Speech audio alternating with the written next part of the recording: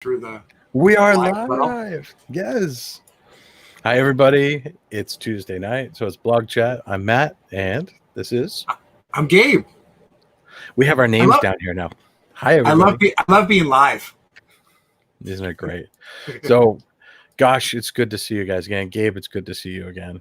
Man, it's great to see you as always. We can't get enough. Yep. Well, this experiment called BlogChat has turned out to be really fun, I think, for all of us. You know, one of my favorite things is we get to dive a little bit deeper into the topic, you know, expand it, you know, bigger than the written word, which is, I think, really great to start with. But, you know, some things get better through conversation.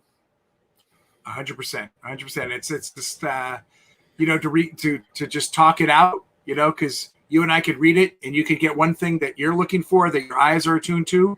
Yep. And I obviously, you know, for this article, I wrote it. I know what I wanted to. But whenever an artist puts something out there, whether it's a photo, a sculpture, painting, whatever, it's always that like nervousness as well as like a release of like, this is my art. I know what it means, you know. But what will the world think, you know, and what will they read and what will they see? Right. And this is you know, it's, you put the blog post out into the world. Sometimes people leave comments, and sometimes they leave it on the blog post. Once in a while, they leave it on Facebook. This is the opportunity for you guys to tell us what's on your mind. Like, hey, I wanted a little bit more about that, and perhaps you didn't feel like leaving a comment was appropriate at the time. Now you have a platform. Yes. Yeah. This is your platform. All of our platform. It is. So we have some guys just sort of in between workshops. Yes. Workshops are happening right now. So we have guys in between workshops and they need their time off. And then we have some other people that are taking care of business. So what we did tonight was we pulled one from the vaults, but it is absolutely topical and it's going to help you. The dust is flowing. It's this one is going to help you get through October, and we're going over one of Gabe's blog posts from last year called "Photographing Phantoms: How to Capture Ghosts and Spirits in Night Images." Yes, yep. And you know what's so fun about this one was I got to shoot it. We're definitely looking at a lot of images here from historical purposes, my past, but we're also going to look at one of the last photo shoots I did at Sleepy Hollow, which one of my favorite locations. Matt, one of our first workshops together was at Sleepy Hollow, and we're coming back to Sleepy Hollow. So, you know, it was so fun to revisit Sleepy Hollow, you know, with new eyes, with a sort of, I had a focus obviously to create ghosts that night, and I had a wonderful model, and was my favorite probably my body of work from Sleepy Hollow so far. So excited model, really? What I haven't worked with many. Well, besides Nancy,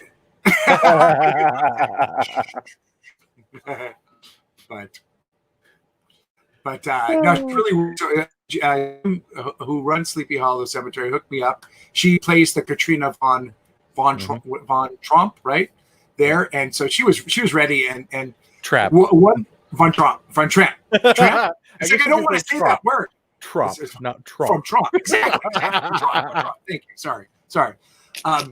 But one of the things, we'll definitely get to it, but one of the beautiful things about creating ghosts is that you kind of move. If you're working with a model, if you're working with a ghost, a subject, you're going to move beyond just capturing images. And you're actually going to move beyond creating images, because you're going to change from a photographer to a director. And let's talk about a lot of these directorial decisions that you need to make. Right. Just a moment for housekeeping here. Thank you for joining us on both Facebook and YouTube. We stream to both simultaneously now. If you see a comment come up that didn't show up in your chat area, it's because it was on the other platform. But we're going to pop up the comments on screen, such as this. Peoria. Thanks for saying hello. Great evening, gents and ghouls. Excellent. So we do want to hear from you. So please use the chat. Let us know if you have comments or questions. And why don't you start by checking in? Where are you guys watching from? We'd like to hear from you. And now, and also the one other little bit of thing is, if you're not subscribed, please subscribe. We appreciate it. Hit those likes and share it with your friends. On to the blog post. All right. Where's the subscribe button over here? Subscribe. It depends on the platform. So it's there. Look everywhere. It's there. Yeah. Exactly. Yes.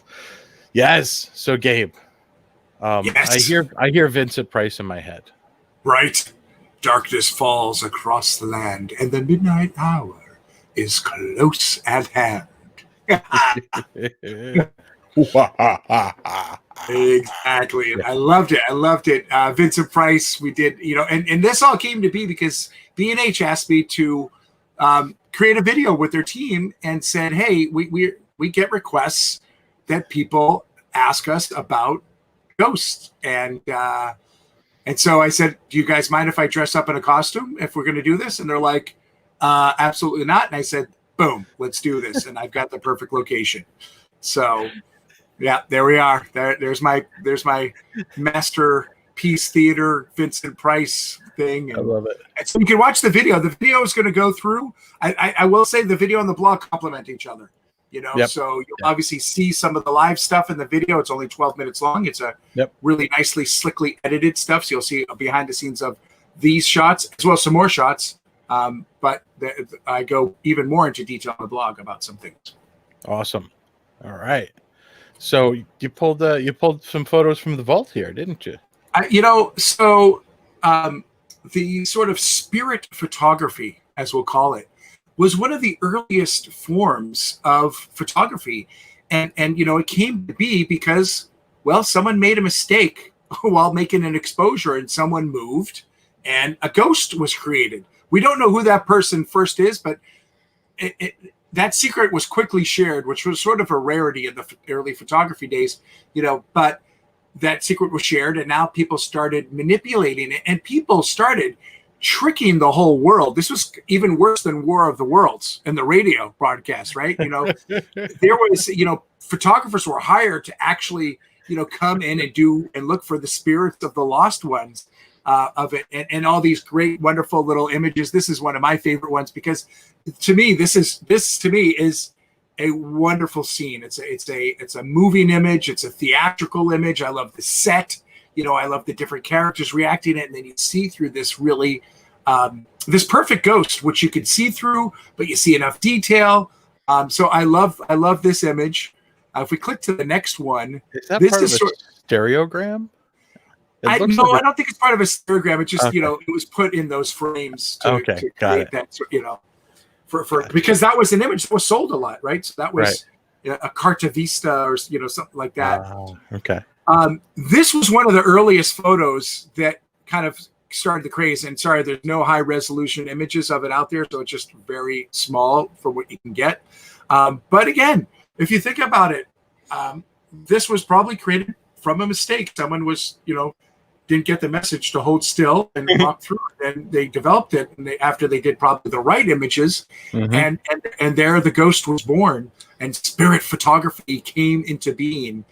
And there's some very simple steps that we can all take. And to be honest, I'm a self-taught photographer, and I made a lot of these mistakes, and I got kind of hooked onto it because to me, and I'm sure, Matt, you love bending time and questioning what we can do with it. Yep. And so it's like, okay, when you make a mistake, don't throw it away. Don't dismiss it.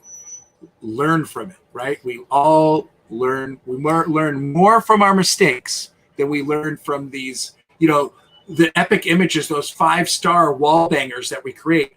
That's probably the culmination of about 500 mistakes that we made to get there. So you put all the mistakes together, you could do.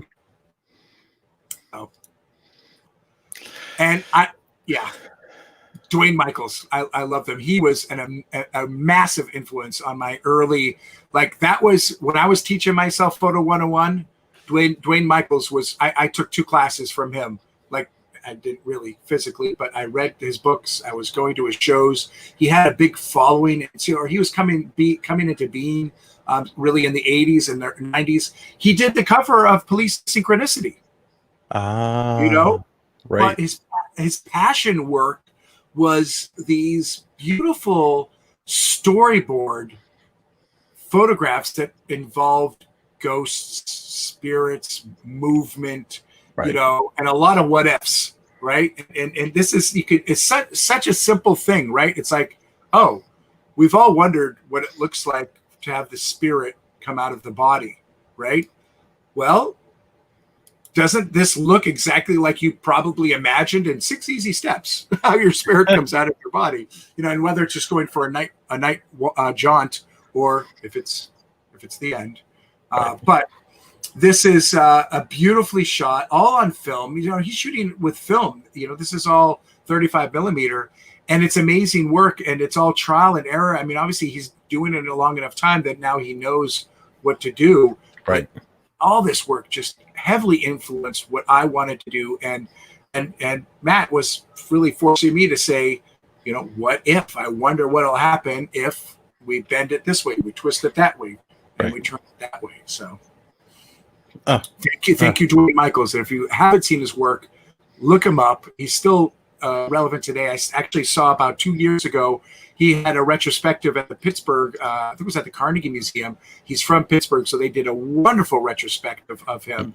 And you got to see his con sheets, how he restored it, and how these were just really plotted out and really well thought out and constructed. Right. Wow. Okay. So now we've come out of where you've some of your inspirations from this, and we're kind of talking about a little bit of gear. Do you need a lot of gear for this? You know, nothing out of the ordinary. As a night photographer, nothing really out of the ordinary. You might dust off your flash a little bit more and use that more than your flashlight or your LED light. And Matt, I know you do a lot of creative long exposure portraits with all sorts of lights. But being able to, and you've also, I could actually easily just put a view as an influence up there, because that stuff was been always back in the head, but then your recent body, your continuing body of work has obviously made me think about that. Come on. We should, if you got a couple of those shots, we should make sure to post them. Look during the downtime. It really, you've done some beautiful work, and you choose when to freeze and when to move, and you choose some, and then you let some go, and again, it's directing to a certain degree. And I love that, and that's where the flash comes into being. The flash will help you freeze these fractions of a second that are happening maybe in an 8, 10, or 15, 30-second exposure, so you can freeze elements of it, and that's super fun. And that's not something we do with a lot of our sort of astro landscape work. Right. We're not doing that so much. There's no call for it. Nothing needs to be crispy unless you're like, it was moving and you don't want it to be moving. And that's rare. So it's humans, right? And then regarding the flash, it could be anything, really. I use a Profoto A1 just because, well, I got one and it's great. But I mean, that just recently replaced my Vitar 285 flash, which is $100 flash that I've had for ages. You know, it's like, right? 285, yeah, baby. 285. I love that flash. It's a manual flash, right? I mean, and that's the thing, is we'll want to operate just like everything else at night photography is operated in manual, and start out with a low power and build your way up to that. You must have been rich, because I only had a 283. I was a little flush, right? The 283 was $75. The 285 was $95. You even remember the prices. Oh my God. But you were jumping ahead. You're already talking about light, but you also need a tripod, right? Well, yeah, then the rest of the stuff that everyone, the tripod, a camera, a cable release, if you don't have a cable release in the night world, have that. But yeah, the basic stuff, there's really nothing new you need to get, but you might want to dust off your flash. Most of us have that flash. Oh, and then intro density filters.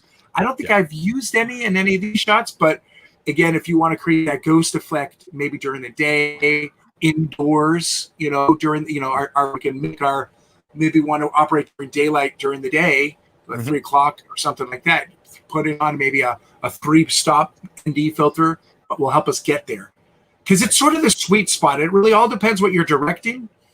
But generally speaking, with my experience, and Matt, you could definitely chime in with yours, is my portraits tend to be under 30 seconds, for the most part, unless I'm doing some big movement in the scene. But I try to kind of condense. So if you can't if you can't do what you need to do within the 30 seconds, then maybe use a neutral density filter to push it further beyond.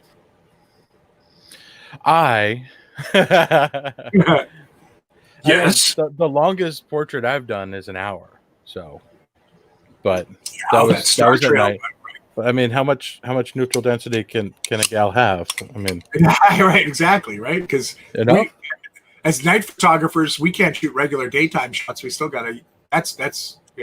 Yeah, I think I have about 23 stops of ND here, which means about a 4-day long exposure. Yeah. Exactly. Yeah, you know what? It depends on how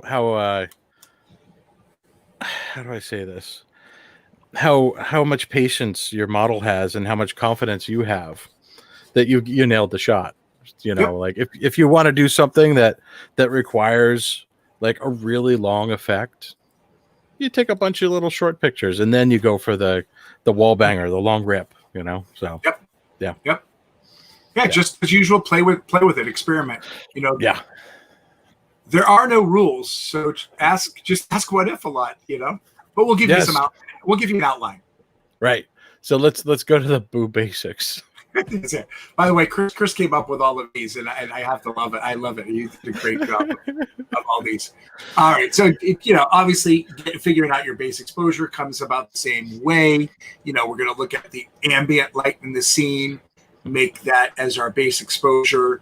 Again, like I said, try to get an exposure that will get you a little bit of movement. So for me, 10 seconds to 30 seconds that's kind of sweet spot where that's enough time to play with for some movement. And and I think if we scroll down to those shots, you could see, I think in those scenes, or is it popping up? There we go. So the first one, and then so once we figure out our base, a good ghost starts at half the time. So our exposure here is 10 seconds. So the first image on the left is 5 seconds. But that kind of looks like almost a real person. I mean, it's very subtle. The ghosting effect is subtle. Right. She's white. She's contrasting with the darker background. It's picking up in the grass a little bit, that one statue coming through her arm. But then I did 3 seconds in the middle and then 2 seconds at the far, end of it, the far right side of it. Right.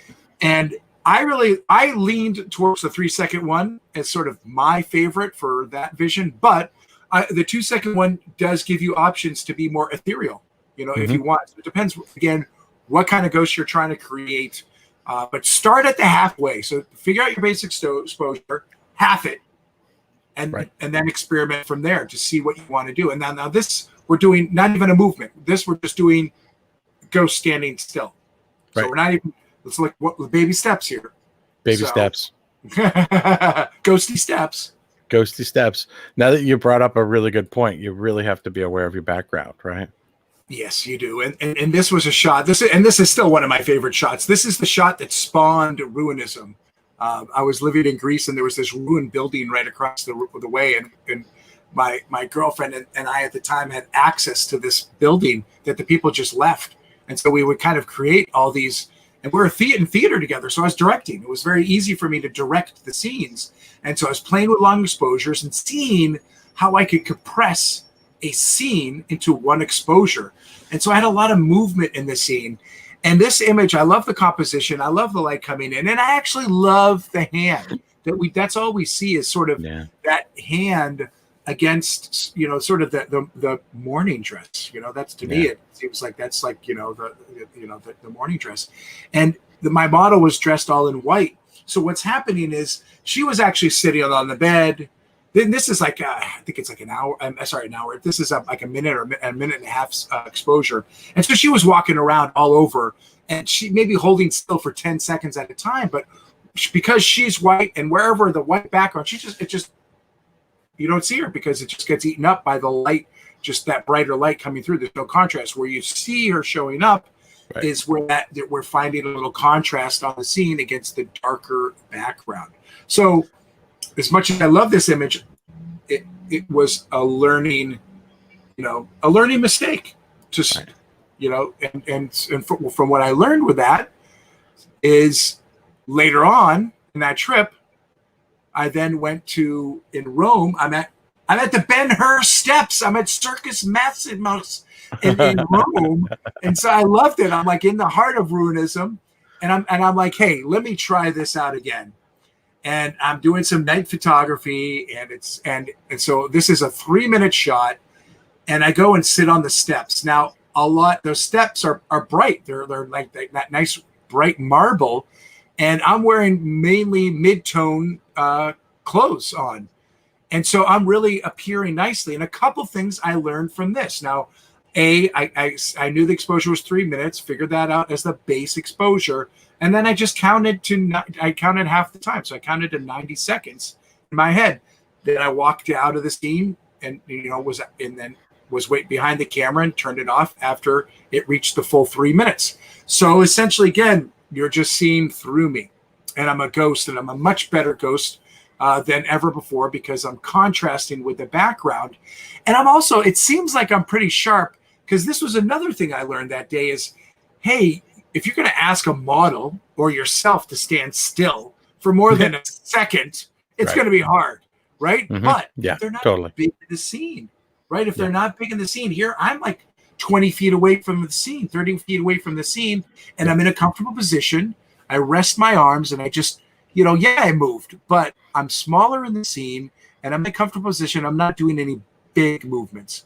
I could have sat next to myself for the other 30 and have two ghosts there talking, but again, a learning curve. I love the shot. And again, these are the film days. So I had to wait weeks or months to kind of see this again. So I was just writing down notes and trying to figure it out. Wow. Yeah. Tri-X, baby. And now, all right. And so this Sleepy Hollow.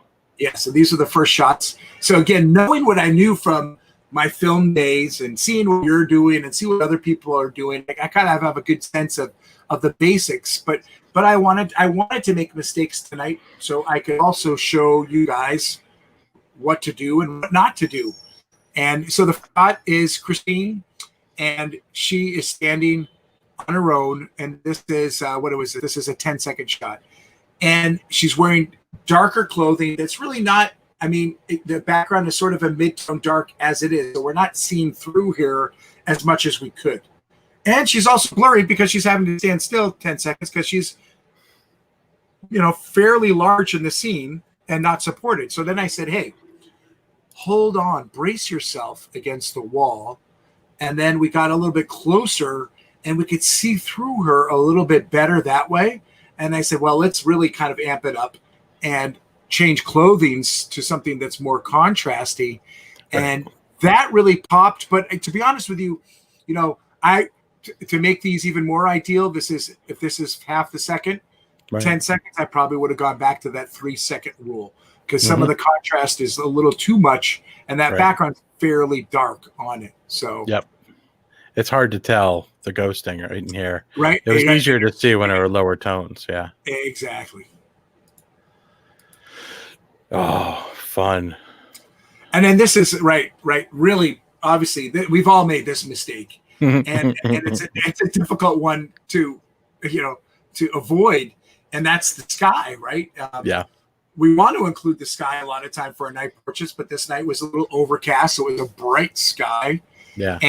And then she's just totally disappearing where the sky is because again, there's no contrast to it. And again, now we've got a background that's sort of two different levels. We've got the darker tones in the background going to the brighter tones. So no matter what you put on her, unless she's got, this two-tone dress that perfectly matches or contrasts the sky to the ground, you're going to be lost here. So be aware of really where you're placing your subject, where you want to place the subject.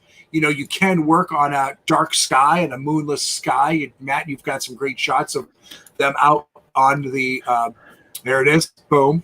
Right There's there. one. Hour and Yeah. a half. What is this? This isn't the hour-long shot on film. Yeah. So this one I shot with a Mamiya 7. I had 2 Profoto monolights, and I created 4-foot-long snoots to create those sharp shadows on either side. Mm-hmm. And the model Skylar stood there only for a fraction of a second at the beginning of the exposure, and I knew where to put her head, because in previous images on digital, I had her head more in the sky, or in front of these radio towers back there, and it ended up making light blobs in her face, and that was not advantageous. So can we zoom into that a little bit? Can we zoom in? I doubt it. Okay. Nah, when it's full screen, it doesn't do that. Okay. So, Gotcha. but my point was, you can see her face because I deliberately chose where to put her face, and I didn't put anything distracting behind it. And I wouldn't have committed to an hour-long shot without having made those mistakes prior with the digital images. And you blasted her with light, which totally like pretty much imprinted her onto that darker background space for the rest of it. And you can see in her knees and her thighs there, you can see the sand through her body, and it's subtle. And it took an hour for that to burn in this shadowed area. This was just starlight, basically, a dim moonlight. I think it was like a crescent moon that night. So not a lot of light that night. That's really tricky to do. Super, super tricky to do that long. So great job. Great job, buddy. Thanks, man. So now getting into movement, into kinetics.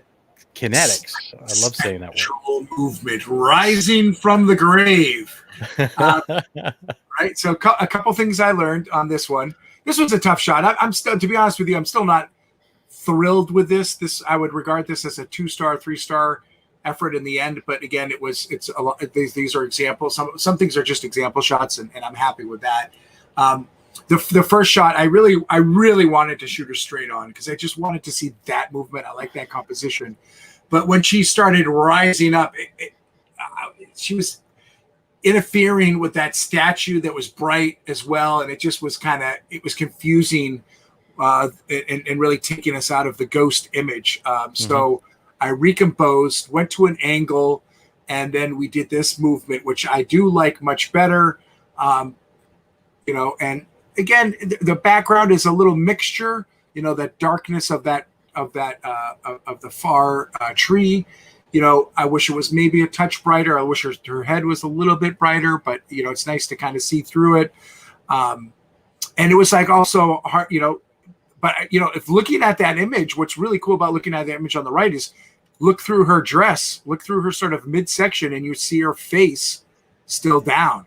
And that's really what I wanted to emphasize, is that she's laying, that she's in 2 positions at the same thing, right there. Exactly that right there. That's the part I really, really, I want to continue to explore that. This was my first efforts on it, and I'm learning, but I wanted to show you the beginnings of movement. This is a simple movement, but we can also get complex with this. And again, I'm using a Profoto to pop the flash on it, and then having her make that movement pop the flash again. Right. I'm gonna depart for a second and just say, like, we both said we use Profoto so far, but also Vivitar. Like, any speed light with manual control, is the right speed light. And you might pick up a light modifier or 2 to control the light, so it's not out of control going everywhere. It's that easy. A grid and a snoot. That's I think those are the most important things. So we might have gels and stuff like that, which CTO gels, you do, but the grid and the snoot, I think, are the most important modifiers for that flash to then, kind of really make sure, hey, instead of it being a big burst of light, we can really focus it. Yeah, without a doubt. So you then started making multiple personality ghosts? Well, then we went back in time because we're talking about, you know, doing movement and or adding, you know, how can we add movement to it? And one way is obviously by having, you know, that ghost move, and like, you know, I could be on those steps and then I could sit next to, you know, myself, and boom, if I'm there at half the time, then I'm half the mass in both locations. Right. And again, this goes back to my early days. I spent a day with my grandparents, so I lived in San Francisco with them, and I love visiting them. But this day, I warned them. I said, "You guys are going to be my subjects for the day," and they were like, "Wow. Okay," and they were excited about it, as much as you can tell my grandfather being excited. But, but you know, the first shot, my grandmother, God bless her soul, Fanny, she Ed was a quiet guy and just sat and kind of like, you know, when he spoke, he spoke with wisdom, and Fanny was a chatter, and I wanted to kind of give this first image shows sort of that maybe sometimes Ed feels that she's talking too much or whatever it might be, but Fanny's everywhere, Fanny multiple exposure. So that when their apartment building, I took them out just in the hallway, and it was a sort of that like neutral color. I think it was like a neutral, like, you know, tone color. I'm shooting black and white, so it doesn't matter, but I knew it was neutral, so I could just, you know, meter off of that. And I figured out my exposure. And then I said, okay, but now this was asking grandparents and other people to move around is a little tricky, and I wanted them to be crisp. So using the multiple exposure mode, either in at this time, this was my Mamiya C220, my film camera. But, you know, if we look at my blog I did at long time for the living room long exposures, I really went back and explored this technique when at the beginning of the pandemic, when it was kind of stuck in the living room for that. But I just basically said, okay, Grandma, stand there, click, Ed, stay still, you know, and then, you know, Grandma, you move over here, boom, click, done. Then I wanted to do something even more challenging. I loved the texture of my grandmother's skin. I just loved it. I was sort of really just drawn to it. And obviously she probably doesn't. Who does? When we get old, we don't like, you know, the wrinkles and all that kind of stuff. But I loved it. I loved her jewelry that she wore. And I wanted to kind of see through her hands. And, you know, we hide things, we reveal things. And I just was thinking all these things. And so on that shot on the right, I started her like this, you know, hands over face, click, okay, move your hands. And then we clicked again. And this, I took, I think, 3 versions of that, and only one came out because there was a little bit of movement. So you got to watch that with that. But I loved it. And this is one of my favorite interpretations and creative moments. You know, my grandparents both were just like, they were just so thrilled to be, you know, playing with me, you know, having fun with me. We didn't, again, this is film. We didn't know what we were doing. I made them prints. I gave them prints afterwards. We talked about it, and they were thrilled. They were really thrilled with it. At least that's what they told me, you know. So that's gorgeous, Gabe. Multiple exposures are one way that we can create movement. And now we're talking about flash specifically. Now we go back to really I want to really show you how that flash just really amplifies that movement. And so again, here's that sort of taking the model, sitting them next to each other, and she was and again, directing. Now we're starting to direct. And really the other beautiful thing, and Matt, I know you can attest to this as well, is these are my shots, but this was a total collaborative effort. And it's so great to I want her to understand what I'm doing just as much, so that she can bring her A game to it. Right. You know, so we would take a couple test shots. I'd invite her to come look at the back, and I said, this is kind of where I want to go, but wouldn't it be cool if we did this? And we talked about the reactions and you know, the actions, reactions to each other. And we tried a bunch of different takes on this one.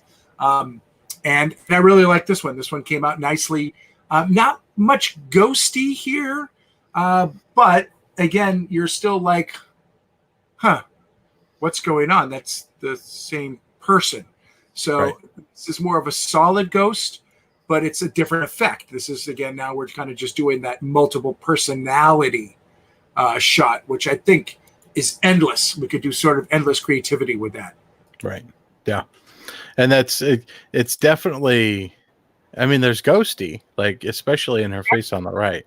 Yeah. As it's starting to, contrast. Yep, and that's where the most amount of light comes in there. And for those of you that want to try something like this, if you see that and you want more ghosty, what you can do is when they move out of the way, but the shutter's still open, is just add a little bit of light behind where the body was. Yep. And you'll have raised it, and then you'll start to see ghosty.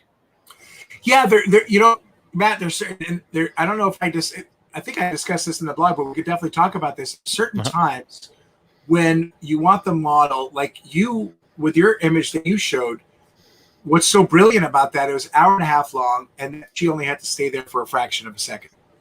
A lot of times, a lot of people don't bring that enough power, and you might ask your model to just stay in that same position. They don't have to like tense up about being there, but we might need to bring more mass to the scene, because maybe the background is too brighter, too bright, and you just need them to stay there to kind of help accumulate mass.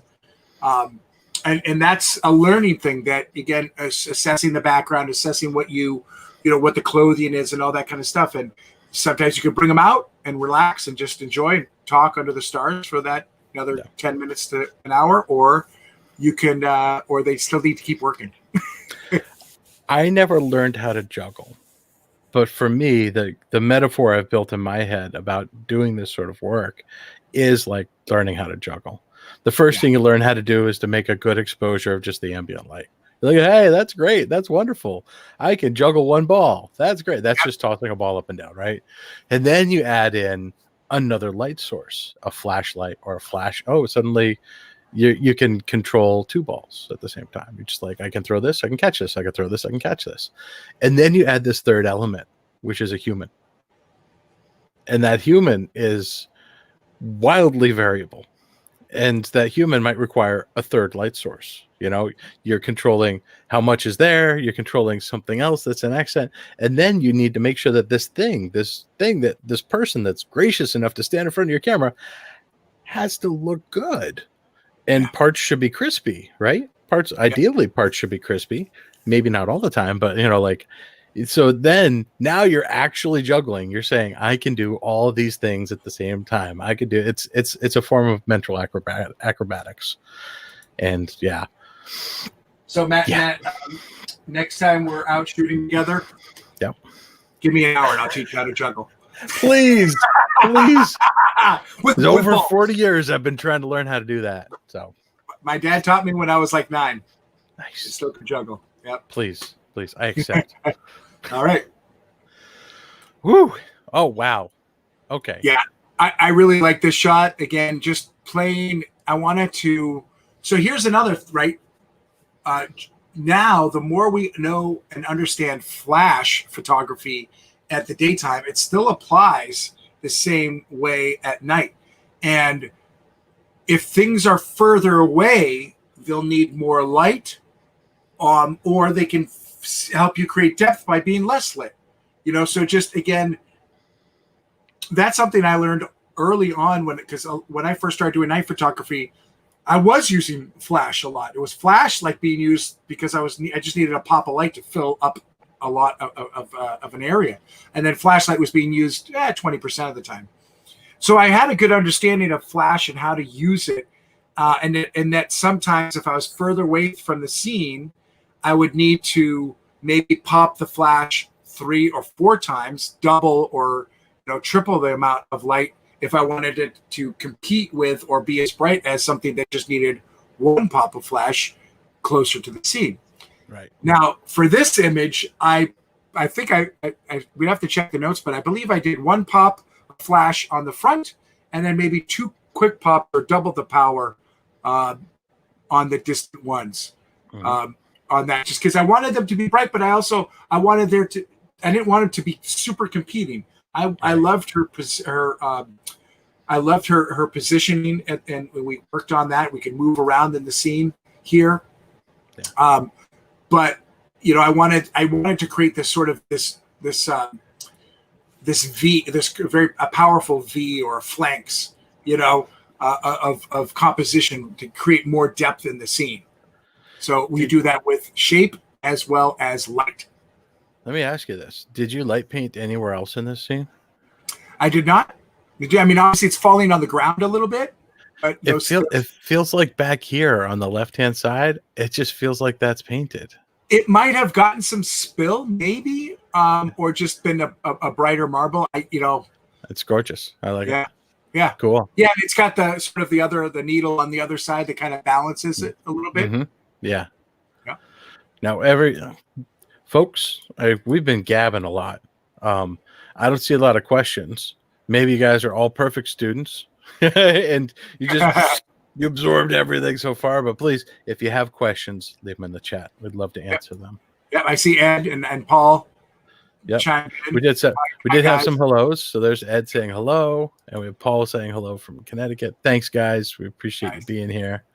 Thanks a lot. So let us know if you guys have experimented with any ghosting, and if you're planning to, of course, reach out to us here, or reach out to us if you don't catch us here. If you're watching the rewatch, shoot us an email, and maybe we can help you with your tips or give you feedback on some of the images you're playing with. Yep, or leave a comment. Yep, we watch it all. So putting it all together. This is the juggling, Gabe. This is the juggling. This is it. And I'm so lucky that I went to school for theater, and I really liked being the director. And this is where that knowledge kind of comes into play. And again, I love compressing this time now and playing out a whole scene in a single image. And I forgot that addiction that I had of that in the early days, that you're now looking back and you see that.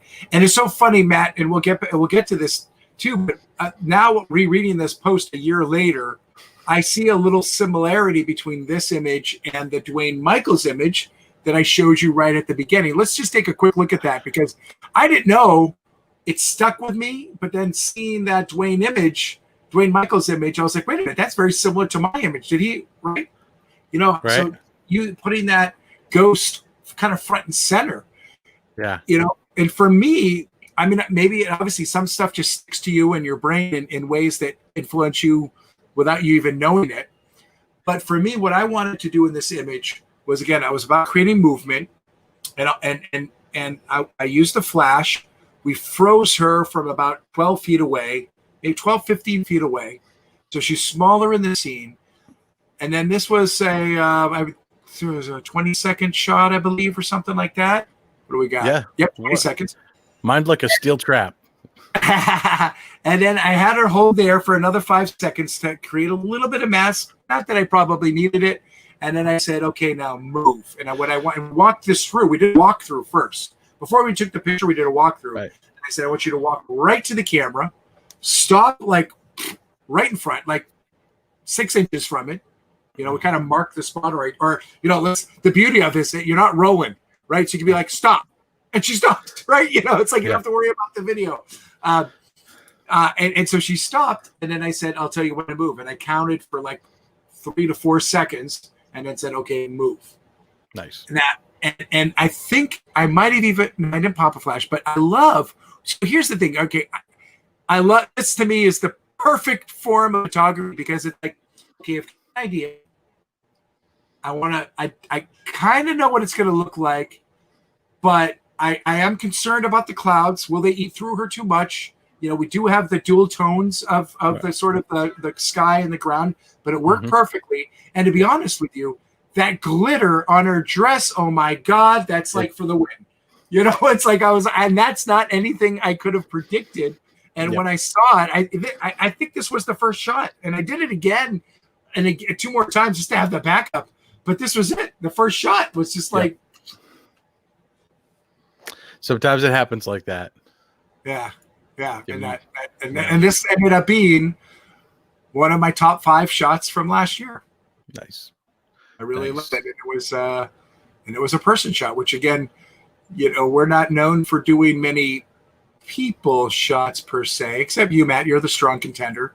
for that. But and you've got us all addicted to doing night portraits, and so many of our students, when they come on the workshops with us now, they're taking, shots, because that can be such a great thing. Whether it's again, just taking a documentary shot of your friends, new friends, old friends under the stars, or whether you're adding scale to your image, or really playing with time and saying, hey, once you get that Star Trail shot set up, do you mind like playing with me for a little bit? Can I use you as as a model? Exactly. Like that? Oh, totally.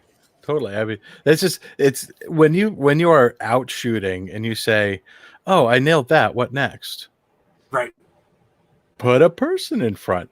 Could be yourself, could be the person next to you, could be somebody you deliberately brought with you. But like it's what next? How about a little portraiture?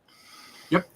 And it is something, right? If we don't have friends that are going out with us at night or whatever, it is something we can practice on ourselves. This is easy. Right. You the flash you might need to set up, and you can remotely trigger a flash oftentimes in your hand. Yeah. So there are definitely ways to get around and start practicing with it. But especially if you live with family and stuff, put them to work. Yeah, no, that's what I did for years. Like I only walked around holding bear clawing the flash, and I would just hold it up as high as I could above my head and stand a little bit to the right and mash that test button. Totally fine. And then I got an extending like painter's pole with an adapter, which Jim Logan taught me of Sleepy Hollow. Yeah, a great painter because or a monopod, just something because. Yeah. Just like a tripod being set up always at 5 to 6 feet, the light becomes boring, right? So when we can get that light kind of emulating moonlight or just that eerie light or coming from high or from low. Yeah. We're trying to emulate some of the lighting that we see that we admire. It could be strong moonlight, sunlight. It could be, a window light. Yeah, it's just not the same thing as light painting from behind the camera. You've got to get out and get around to do good portrait lighting too. Yeah, wow. I mean, and I'm gonna throw something out here too. There was supposed to be a night portraiture class. I didn't plan on talking about this. There was supposed to be one here at the end of the month, in person in Catskill. We still have some students that wanted to do it, but just out of respect for safety, I am going to virtualize that. So if there's anybody watching this that's curious or wants to know about that, I'm going to turn this class into something that we'll do over a number of weeks, and you get to take. It's not going to be the same as 5 intense days. It'll be spread out, and you'll have time to really spend time with those lessons and stuff. So enough about that. If you're curious, you know how to find us. Leave a message, send us an email, let me know, because I'm in process of sketching that out. And the first cohort of people will really enjoy the process. I guarantee it. I think that's a great idea, Matt. I mean, that's night portraiture is really perfect for homework, and assignments and stuff like that. It's like you go over the tools, give it the lesson, give them a demo, but then let people play with that. And experiment with that and then check back in is, it's a perfect thing for sort of homework based assignments. It's going to be a blast. Yep. So I look forward to taking the class. I'm signing up. Awesome. You're a good student, so I look forward to it. So we got a couple of more people talking. We got Sue saying that she just got on. Sue. Thanks. That was a little while ago. Thanks, Sue. Paul asked us this: what flash power do you use? Well, I mean, that it really dictates what the light scenario is around you, how bright, how dark, how reflective is your subject, the clothing, that kind of stuff like that. If they're wearing brighter clothing, you need less flash because it's more reflective. If they're wearing darker clothing, you'll need more flash than that. I generally do not ever start out at full power. To be honest with you, I usually start out at 16th power, 132nd power, and about maybe 8 feet away is a good starting point. And that's, and I also tend to use, again, it also changes with lighting scenarios. But for the Sleepy Hollow, I believe I was shooting at really like f4 5.6 most of the night. I really wasn't worrying about stars because it was overcast, so I could actually get more depth and kind of control my light output with either the aperture, stopping that down or up, or with the flash power. But right. I think, Matt, you were at full power for that hour and a half. You had I like that full power, or pretty bright. Oh, right? You remember? I can say this. Well, okay. I use all of the powers. I use them all, but not just superpowers. I usually have to crank up my flash because dollars to donuts 9 times out of 10, I have a rogue grid set on the end with a CTO gel. That's true. And I don't have just one of the grids. I might stack all 3 of them for a really tight cone. Because what I want is I want to surgically place that light exactly where I want it, which can be very frustrating because it doesn't have like a modeling light or a laser to say like where it's going to go. So you might have to pop it a couple of times to figure out where it's going. But that's why I usually have my speed light cranked up, is because of the grid and the gel. Yeah. They eat light. So the more stuff you put on top of it, the more power you'll need to get through it. Exactly. And I might add this too. You can chimp or you can just get a flash meter. Flash meters are inexpensive versus the amount of time that you might spend wasting batteries and wasting time. So I'm just saying, like, this is something you might consider. I have a little Sekonic L308. It fits in the little pocket on the front of your shirt here. It's so tiny, and it handles flash and ambient. And it's just a no-brainer. Like, when you don't have the time or you're like not understanding what's going on, it doesn't matter if somebody's wearing dark or light clothing. You take an incident flash reading right in front of them, and that's it. You set that on, you're done. So nail it out of the box. Yeah. So that's a good question, Paul. And there was another question from Sue here. So you would set up off with the flash to one side or the other and use it to ghost yourself? Oh, this is great. Not many to come out with me. I get it. In this current stage of affairs, right? Self-portraiture is probably going to be most likely, or family is going to get a lot of portraits, right? Yes, you could set up the flash off to one side. There's plenty of inexpensive doodads that you can mount your flash to, either a light tripod or a light stand, or have somebody else hold it on a painter stick, you know? We have this acronym called VALS, VALS, or voice activated light stand. That means that you have a human holding the flash, and they just either hit the orange test button when you ask them to, or you can get like a cheap radio trigger. Yeah, and you can even have, to be honest, right? So there's a couple ways you could do it. You could obviously get the triggers that you are triggering for, they're different from either are the same as the ones we're triggering our camera with, and maybe then that is then triggering the flash. And then you walk into the scene and put it on a self timer of 10 seconds, walk into the scene, that pop of the flash comes at the beginning. Yeah. Or again, you're triggering it with another remote that just says, okay, now I want it to pop here, and now I want to turn this way, pop here. Now I'm going to walk over here, pop it again. It can be done with a few little remote tools alone, but it's always better with a friend. Or it is. Get those four-legged pups some thumbs. Yeah. There's probably like one of those harnesses that you could mount a flash on the back of the pup and have the pup be your Val. So humanely, of course, humanely. Yeah, exactly. All right. Catherine asked us this. You did not miss anything with us talking about using ND filters, but I can address that. ND filters primarily get used for me during the daytime. I struggle, like when I'm in the city, I can't get an exposure longer than a minute. That's another place where I'd say gosh, I just want some more time to pass in this image for whatever, for softer water, for more cloud movement, for actual star trails in the city.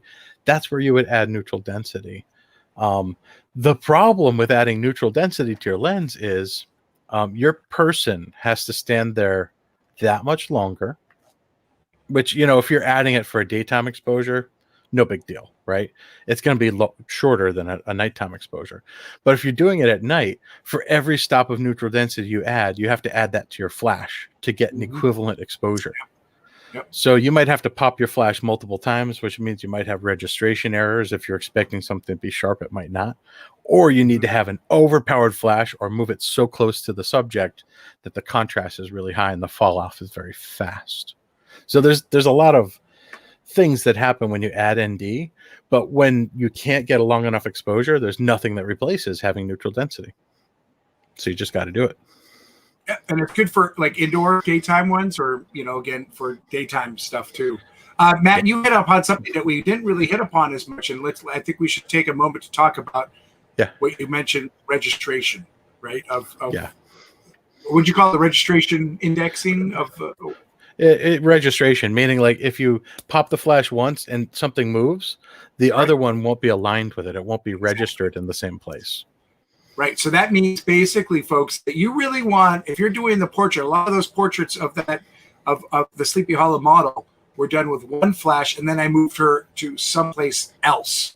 If I needed more flash in that scene, and to build up, then we all move. I'm holding still, but like my head, there's just a little bit of movement that we're going to make.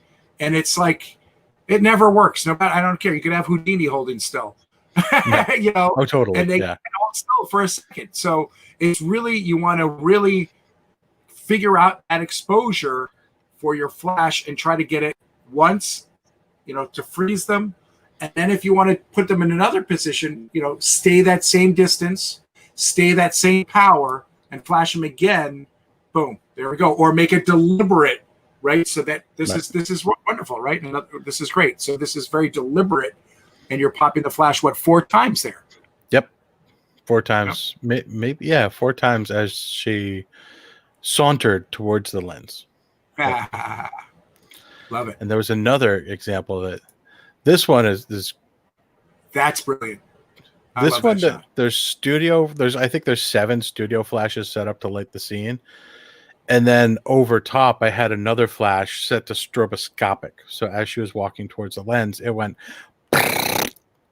and caught all of those unregistered, deliberately unregistered images there. Yeah. So, and that's working really, because it's really creating that movement to it. Yeah. And I think that plays into, I think Piora is asking about ISO 100 to 200.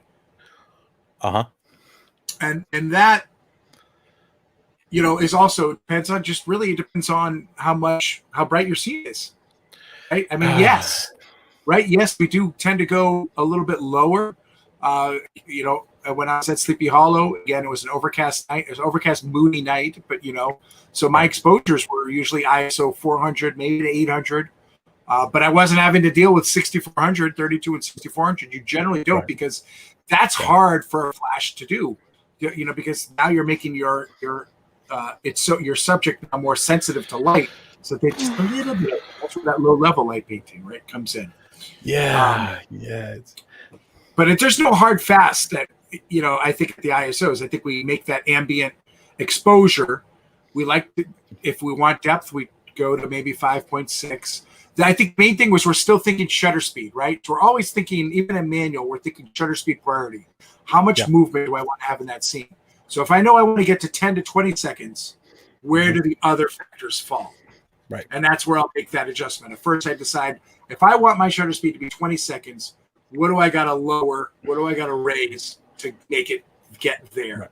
And oftentimes, so a lower ISO is somewhere between 100 and 800. Right. And the question that comes with that is, why is the exposure that long?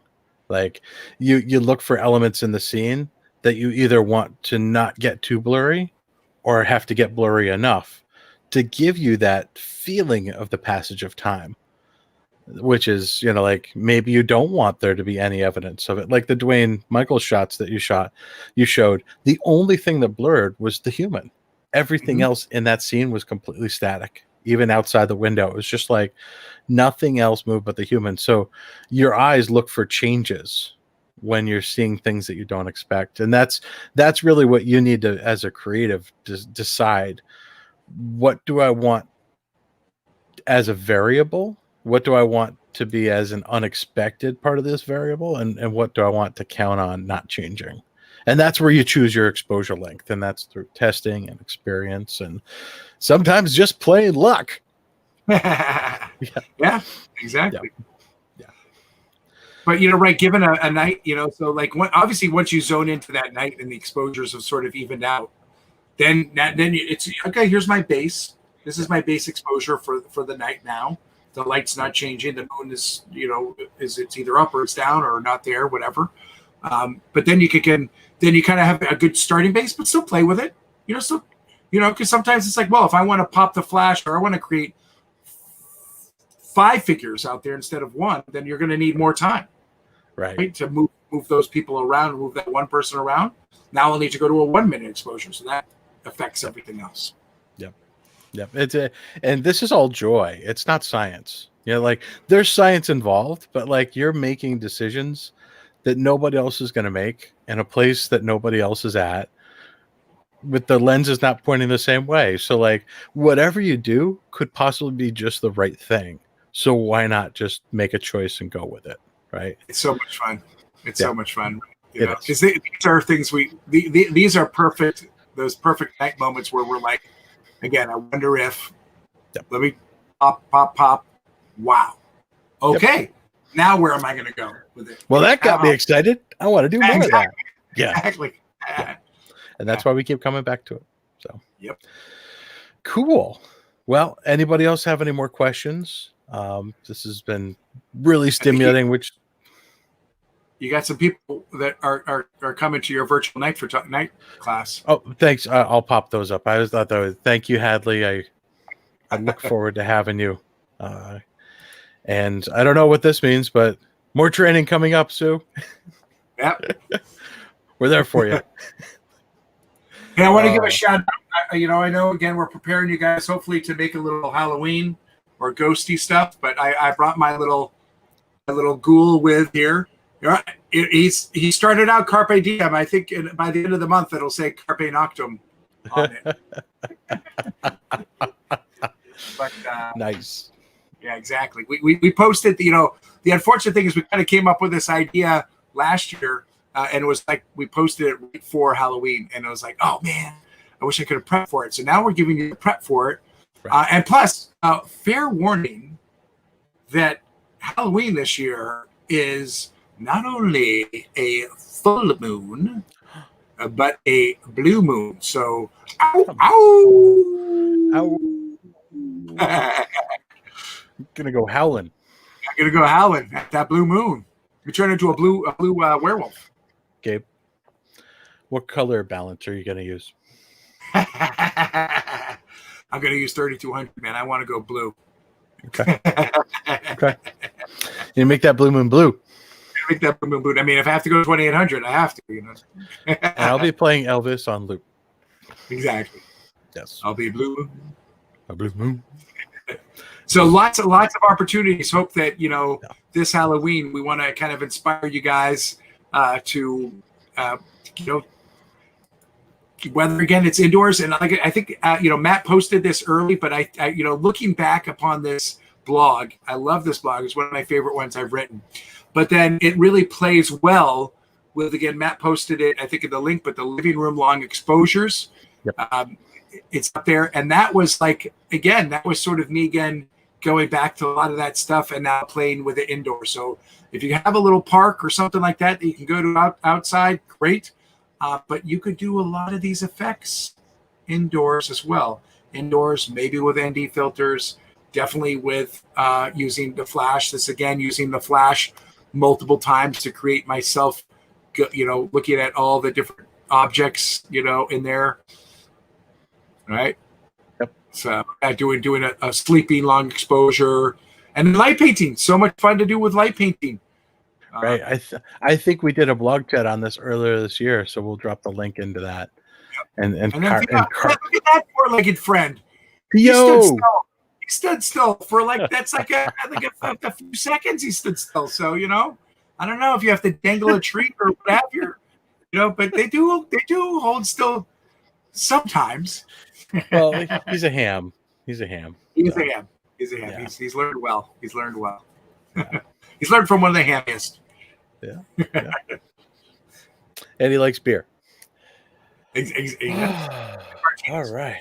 Well, I hope that this inspires all of you to spend October making some ghosts.